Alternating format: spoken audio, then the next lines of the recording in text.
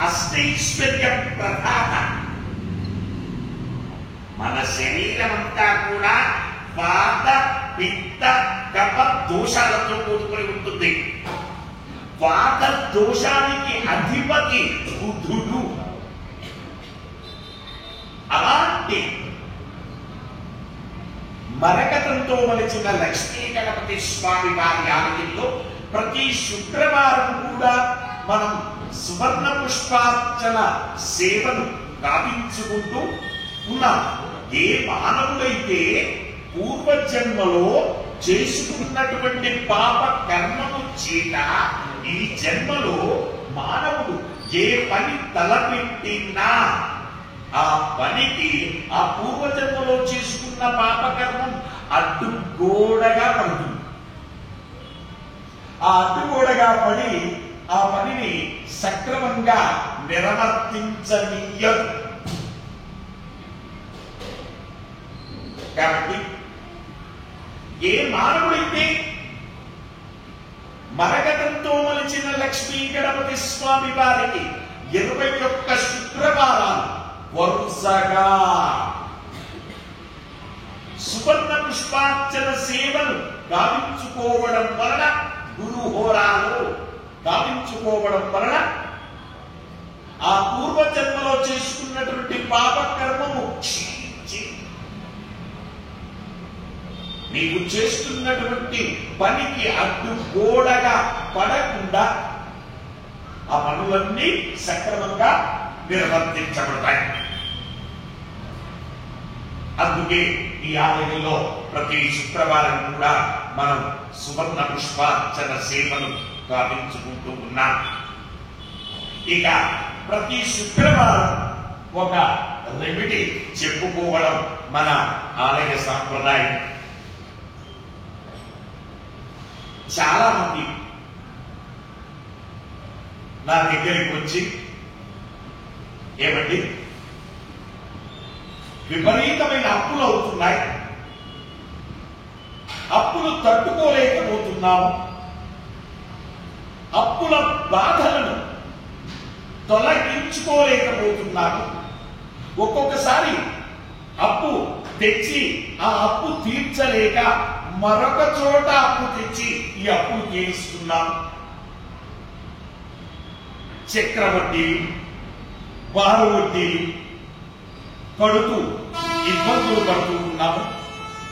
ఒక అప్పును తీర్చే లోపే ఇంకొక పెద్ద చెట్టై కూర్చుంటుంది మరొక అప్పు.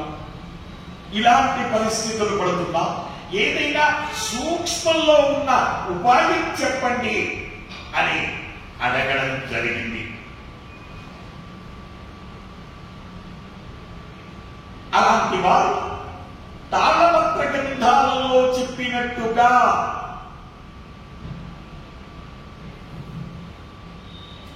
దొడ్డు ఉప్పు ఒక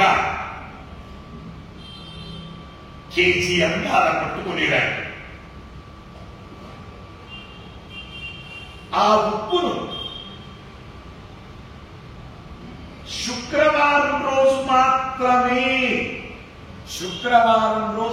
మాత్రమే ఆ ఉప్పును రోట్లో వేసి చక్కగా రుబ్బండి.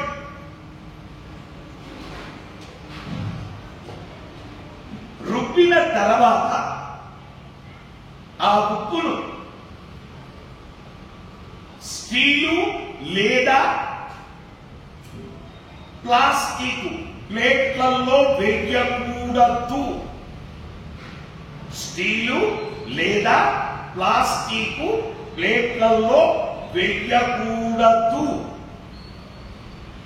ఇత్తడి ప్లేట్ అయినా పర్వాలేదు, రాగి ప్లేట్ అయినా పర్వాలేదు, వెండి ప్లేట్ అయినా పర్వాలేదు, బంగారం ప్లేట్ అయినా పర్వాలేదు, మట్టి ప్లేట్ అయినా పర్వాలేదు. బట్ ఎట్టి పరిస్థితుల్లో మీరు స్టీలు, ప్లాస్టిక్, పేపరు ప్లేట్లలో వేయకూడదు. మీకు ఫలితం త్వరగా రావాలి అనుకుంటే మీకు సుమారు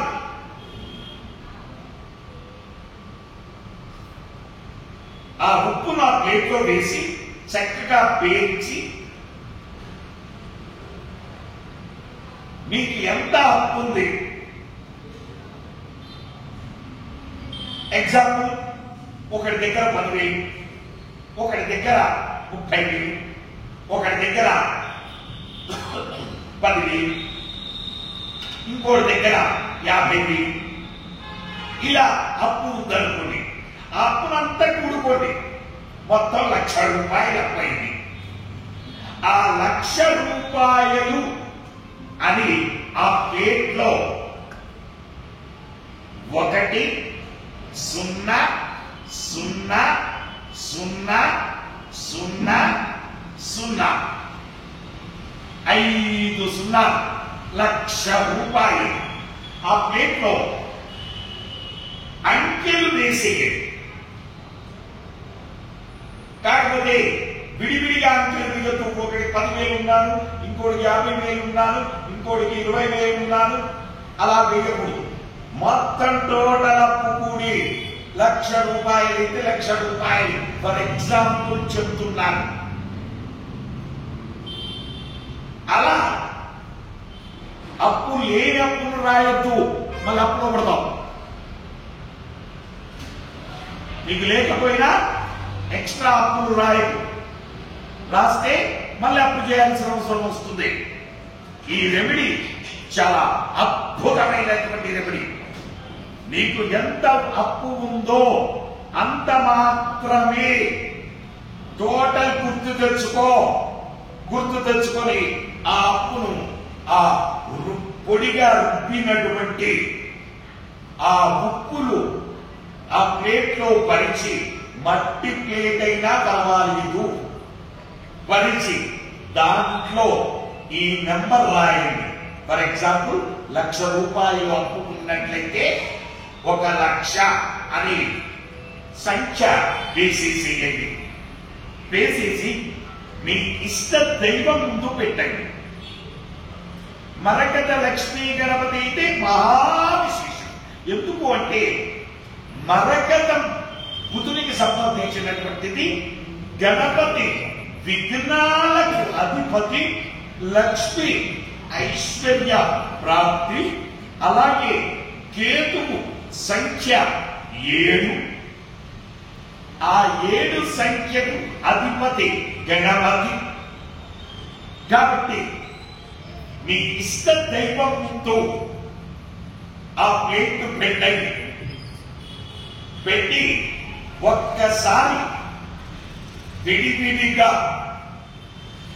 ఎవరి దగ్గర ఎంత అప్పుందో ఆ ఇష్ట దైవం ముందు చెప్పుకోండి.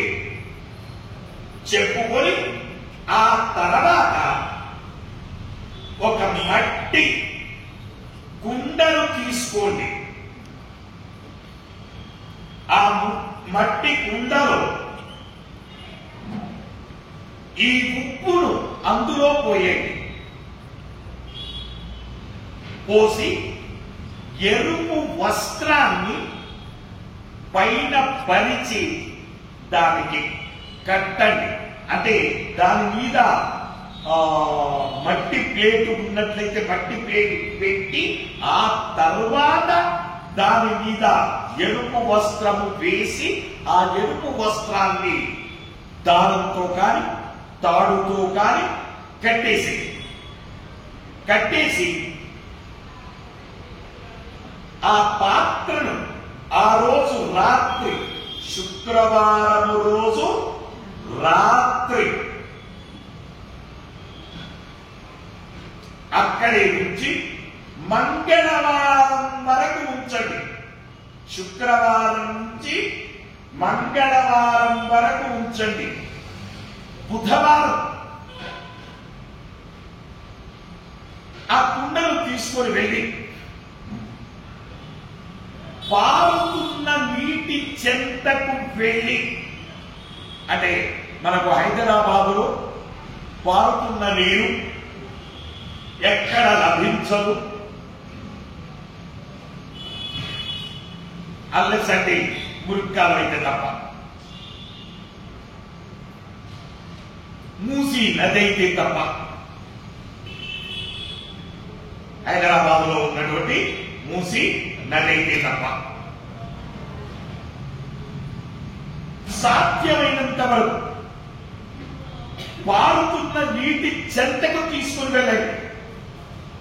ఓ రోజు కష్టమైన బాధ లేదు, విజయవాడ వెళ్ళండి,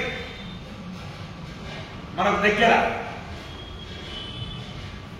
వెళ్ళి పారుతున్న నీటిలో ఆ పైన బట్టతో సహా తీసేసి ఆ పారుతున్న నీటిలో ఈ ఉప్పును పోయాలి.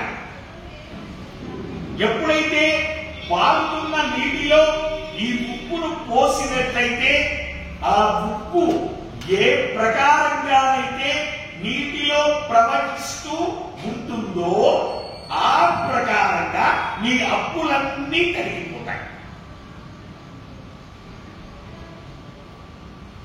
మరి అప్పు చేయాల్సినటువంటి అవసరాలు రావు. వచ్చే వారం మరొక రెమెడీతో మనం కలుసుకుందాం. శుభం.